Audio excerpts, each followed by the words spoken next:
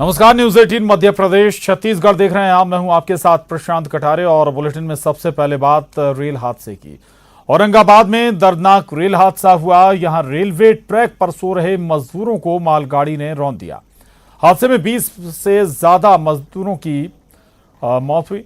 ये सभी मजदूर शहडोल और उमरिया जिले के रहने वाले हैं। मुख्यमंत्री शिवराज सिंह चौहान ने हादसे में दुख जताया है और मुख्यमंत्री सहायता कोष से 5-5 लाख की मदद की घोषणा की है।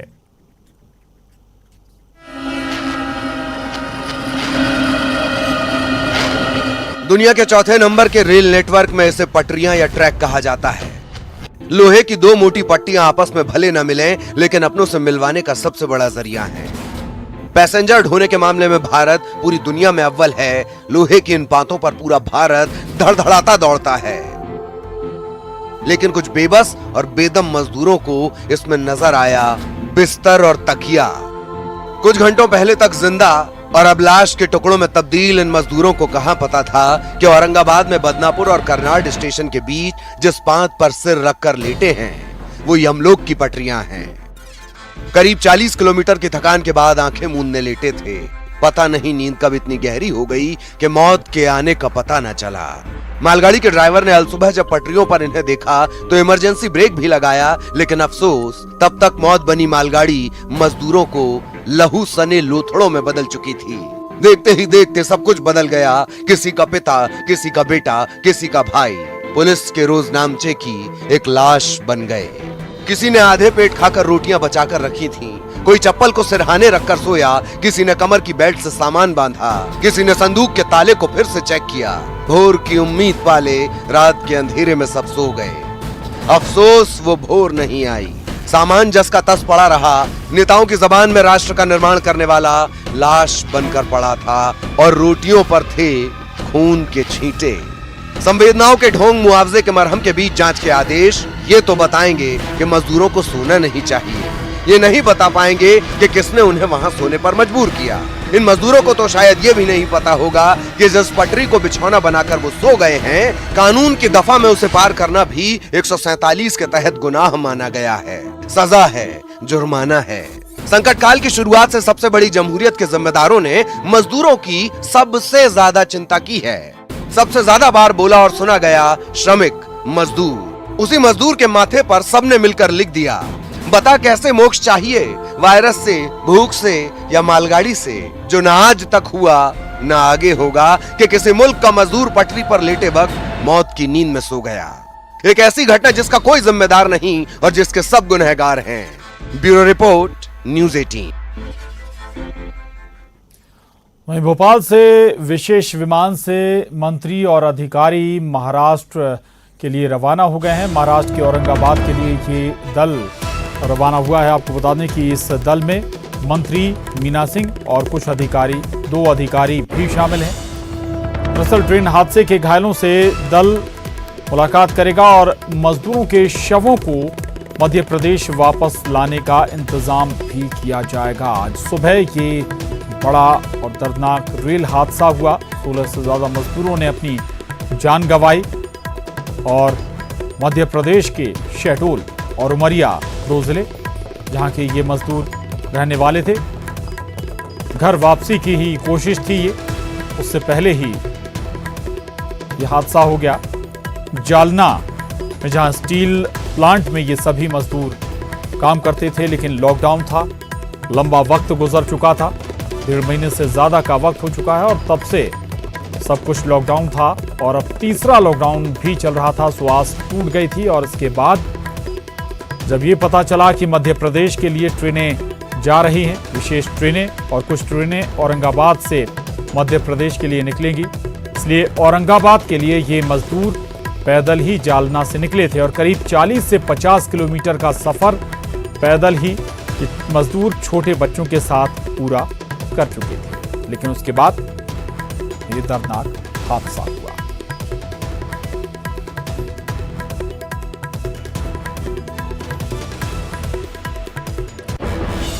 उधर गोवा के थिवीम रेलवे स्टेशन से आज 1200 प्रवासी मजदूरों को लेकर पहली श्रमिक एक्सप्रेस ट्रेन के ग्वालियर के लिए रवाना हो गई है। आपको बता दें कि देश के विभिन्न हिस्सों में मजदूर फंसे हुए हैं, जिनको लाने के लिए राज्य सरकारें रेलवे की मदद से श्रमिक एक्सप्रेस के जरिए इन मजदूरों की घर वापसी करा रही है। मध्य प्रदेश सरकार भी कई प्रदेशों से अपने मजदूरों को ला रही है। इसी कड़ी में आज गोवा से ये मजदूर प्रदेश के लिए रवाना।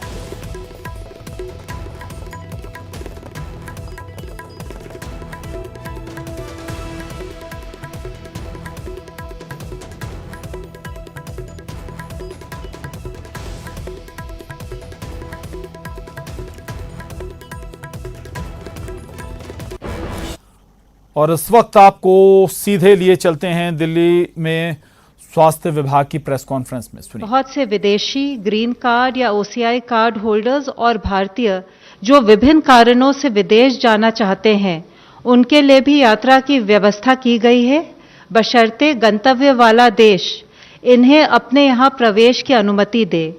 इवैक्यूएशन फ्लाइट्स द्वारा विदेश जाने वाले अंतर्राष्ट्रीय यात्रियों के लिए एयरपोर्ट्स अथॉरिटी ऑफ इंडिया ने भी एक एसओपी बनाई है, जिससे कि सोशल डिस्टेंसिंग, हेल्थ प्रोटोकॉल्स का एयरपोर्ट्स पर अनुपालन हो। एसओपीज के सफल क्रियान्वयन के लिए स्वास्थ्य मंत्रालय, विदेश मंत्रालय, गृह मंत्रालय, सैन्य मामलों के विभाग, सिविल एविएशन मंत्रालय और एयर इंडिया के वरिष्ठ अधिकारियों की एक इंटर मिनिस्टीरियल कोऑर्डिनेशन कमेटी का गठन किया गया है। यह कमेटी मिलकर एसओपी को लागू करने के लिए और व्यवस्थित तरीके से यात्रा को सफल बनाने के लिए सभी आवश्यक कार्रवाई सुनिश्चित करेगी। कमेटी संबंधित राज्य सरकारों के साथ विदेश से आने और जाने वाले व्यक्तियों की यात्रा की व्यवस्था के लिए समन्वय करेगी। इस क्रम में नौसेना का जहाज आईएनएस जलश्वा मालदीव्स पहुंच गया है और वहां से लगभग 700 यात्रियों के साथ, जिनमें बच्चे और महिलाएं शामिल हैं, आज रवाना होगा। यह अनुमान है कि 10 मई की रात तक यह कोची पहुंचेगा। कल अबू धाबी से कोची और दुबई से कोझिकोड के लिए फ्लाइट्स लगभग 354 यात्रियों को लेकर पहुंच चुकी हैं। आज सिंगापुर से दिल्ली की फ्लाइट भी 250 से अधिक यात्रियों के साथ पहुंच गई है। 5 और फ्लाइट्स आज पहुंचेंगी। जो ओसीआई कार्ड होल्डर्स और विदेशी भारत में लॉकडाउन की वजह से फंसे हुए हैं, उनके वीजा सुविधा और कॉन्सुलर सेवाओं के संदर्भ में कई महत्वपूर्ण निर्णय लिए गए हैं।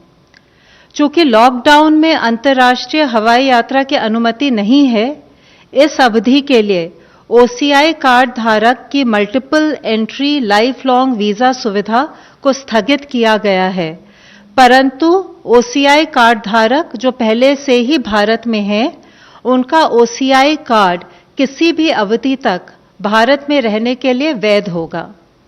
प्रतिबंध के दौरान अगर ओसीआई कार्ड धारक बहुत आवश्यक कारणों से भारत की यात्रा करना चाहें, तो वे भारतीय मिशन से वीजा के लिए संपर्क कर सकते हैं। जिन विदेशी नागरिकों का वीजा एक्सपायर हो रहा है, उनके ऑनलाइन आवेदन पर उनके वीजा को ग्रेटिस आधार पर, यानी बिना शुल्क लिए एक्सटेंड किया जाएगा। ये सुविधा रेगुलर या ई वीजा दोनों के लिए उपलब्ध है। इस एक्सटेंशन पर ओवरस्टे की पेनल्टी नहीं लगेगी। भारत द्वारा अंतर्राष्ट्रीय हवाई यात्रा पर प्रतिबंध हटाने के 30 दिनों की अवधि तक यह वैलिड होगा। मैं फिर से सबसे अनुरोध करूंगी कि यात्रा के दौरान सार्वजनिक स्थानों पर, कार्यस्थलों पर हम राष्ट्रीय निर्देश, सोशल डिस्टेंसिंग और हेल्थ प्रोटोकॉल्स का पूर्ण रूप से अनुपालन करें, जिससे कि कोविड-19 संक्रमण से हम अपना और औरों का बचाव कर सकें। धन्यवाद। धन्यवाद। स्वास्थ्य मंत्रालय के प्रतिनिधि प्लीज। देश में अब तक 16,540 पीपल कोविड-19 से क्योर हो चुके हैं और total 37,916 cases active medical supervision में हैं। पिछले 24 घंटे में अगर हम देखें तो पाते हैं कि कंफर्म केसेस की संख्या में 3,390 केसेस का इंक्रीज नोट किया है, पर साथ ही 1,273 पेशेंट्स क्योर भी हुए हैं। इस तरीके से हम देखते हैं कि क्योर पेशेंट की संख्या में लगातार वृद्धि हो रही है, जो कि एक पॉजिटिव न्यूज़ है। हमारी रिकवरी परसेंटेज देखें तो वह अभी 29.36% हो चुकी है, यानी कि अब तक हॉस्पिटलाइज हुए पेशेंट में से लगभग हर 3 में से 1 पेशेंट रिकवर क्योर हो चुका है और यह रिकवरी रेट जैसे कि हम बताते रहे हैं लगातार बढ़ रहा है। कल तक का डेटा देखें तो हम पाते हैं कि जो हमारे पेशेंट एक्टिव मेडिकल सुपरविजन में हैं उनमें से 3.2% ऑक्सीजन सपोर्ट पर हैं, 4.7% आईसीयू सपोर्ट से रिलेटेड सर्विसेज पा रहे हैं और साथ में 1.1% पर्सन जो हैं वह वेंटिलेटर सपोर्ट पर हैं। हमारे कंट्री में अगर हम देखें तो पाते हैं कि 216 जिले ऐसे हैं जहां पर कोई केस रिपोर्ट नहीं हुआ है, 42 ऐसे जिले हैं जिनमें पिछले 28 दिन से कोई केस नहीं आया है, 29 ऐसे जिले हैं जहां पर पिछले 21 दिन से कोई केस रिपोर्ट नहीं हुआ है, 36 ऐसे जिले हैं जहां पर कि पिछले 14 दिन से कोई केस नहीं आया है और 46 ऐसे जिले हैं जहां पिछले 7 दिनों से कोई केस नहीं आया है। हमारा एफर्ट है कि हम फील्ड पर कंटेनमेंट और फिजिकल डिस्टेंसिंग का पालन करते हुए इन जिले की संख्याओं को बढ़ाएं। भारतीय रेलवेज ने 5,231 कोचेस को कोविड केयर सेंटर्स के रूप में कन्वर्ट किया है और उनको 215 आइडेंटिफाइड रेलवे स्टेशन पर रखा जाएगा। इन कोचेस का यूज मिनिस्ट्री ऑफ हेल्थ द्वारा 7 अप्रैल को जारी किए गए दिशा निर्देशों के अनुसार वेरी माइल्ड और माइल्ड केसेस के ट्रीटमेंट के लिए किया जाएगा। यह इंश्योर किया जाएगा कि क्रॉस इन्फेक्शन से बचने के लिए सस्पेक्टेड और कंफर्म केसेस के लिए अलग अलग कोच डेजिग्नेट किए जाएं।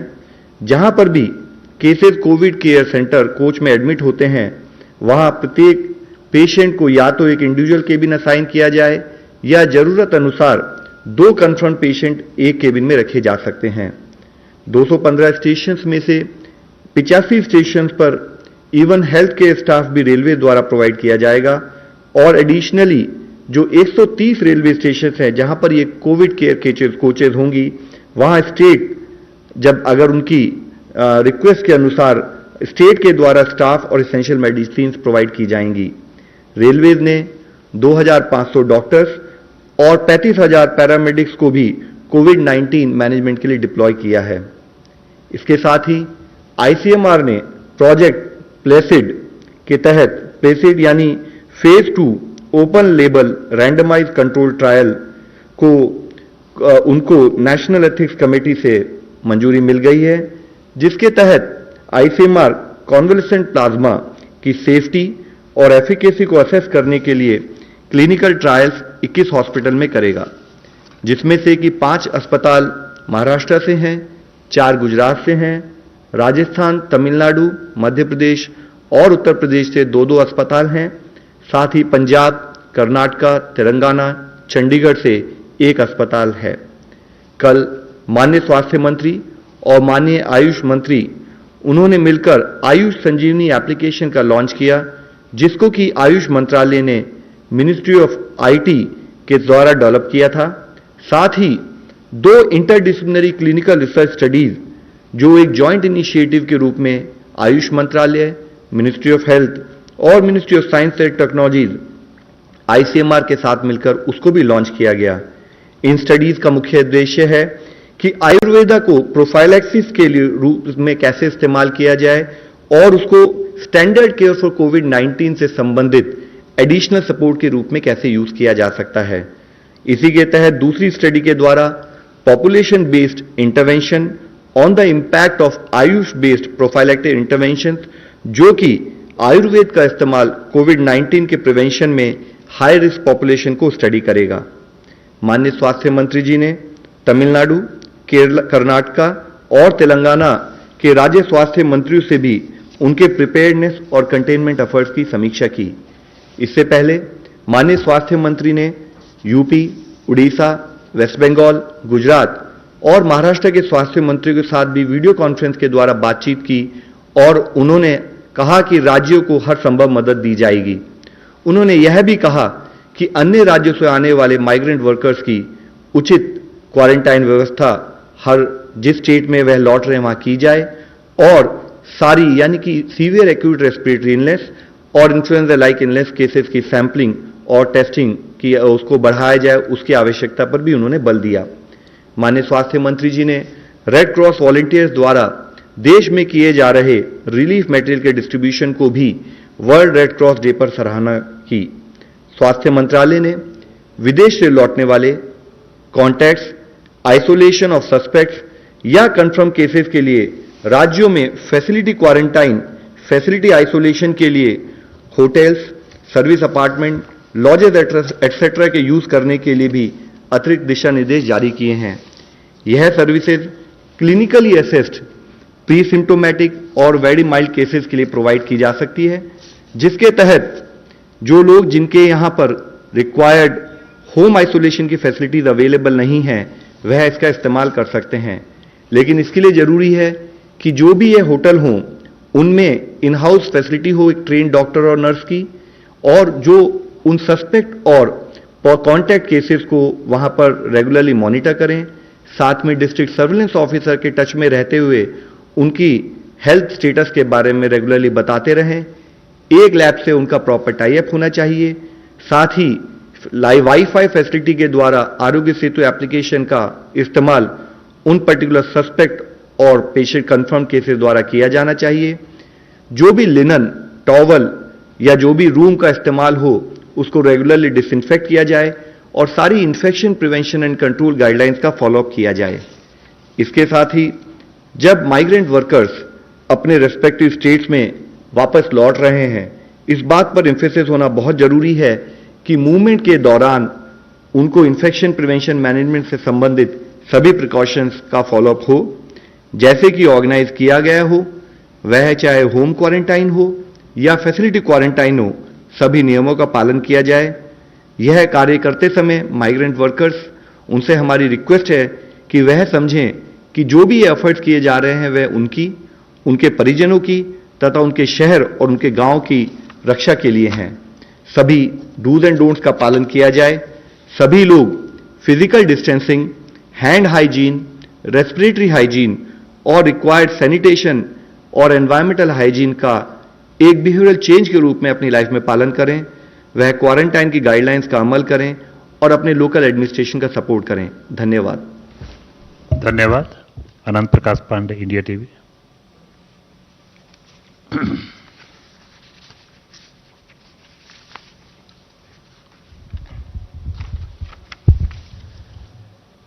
सर, कल एम्स के डायरेक्टर का एक बयान आया कि जो कोरोना का पीक है वो जून जुलाई तक जाएगा। तो स्वास्थ्य मंत्रालय की ये पीसी बताया गया गृह मंत्रालय की तरफ से कि विदेशों में जो फंसे लोग हैं उन्हें वापस लाया जा रहा है, जो भी जहां पर फंसा हुआ है। इसके अलावा स्वास्थ्य मंत्रालय ने बताया कि आखिर 5,000 से ज्यादा रेलवे कोचों को कोविड केयर सेंटर में तब्दील किया गया है। लगातार सुविधाएं बढ़ रही हैं और तमाम जो गाइडलाइन है उन्हें भी स्वास्थ्य मंत्रालय की तरफ से दोहराया गया। एक छोटा सा ब्रेक, जल्द लौटेंगे। ब्रेक बाद आगे बढ़ते हैं। प्रदेश के गृह मंत्री नरोत्तम मिश्रा ने इंदौर में पदस्थ आईपीएस अधिकारी आदित्य मिश्रा से वीडियो कॉन्फ्रेंसिंग के जरिए बात की। गृह मंत्री ने कहा कि आप आज प्रदेश के लिए प्रेरणा स्रोत हैं। आप लोगों को कोरोना को लेकर जागरूक करें। आपको बता दें कि आदित्य मिश्रा ने अपना प्लाज्मा कोरोना मरीजों के लिए डोनेट किया था।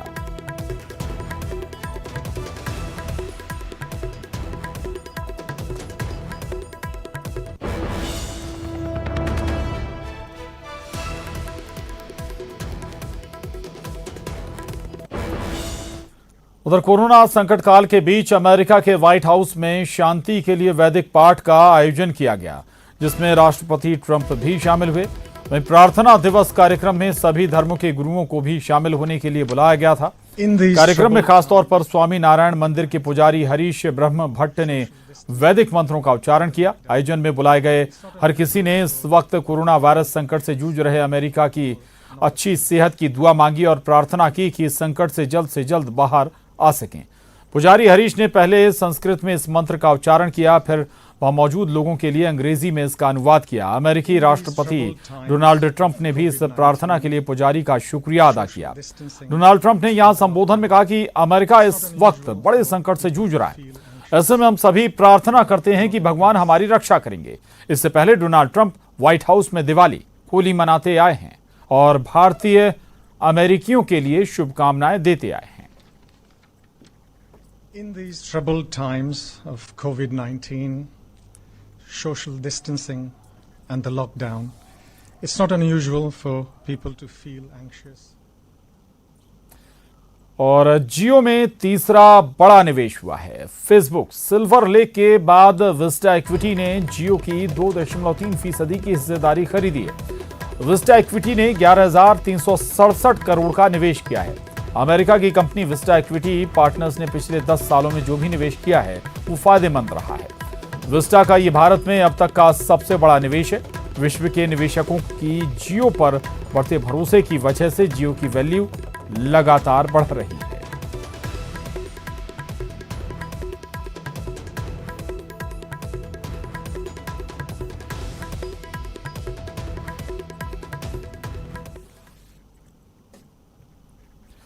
और इसके साथ ही इस बुलेटिन में बस इतना ही। खबरों का सिलसिला लगातार जारी है।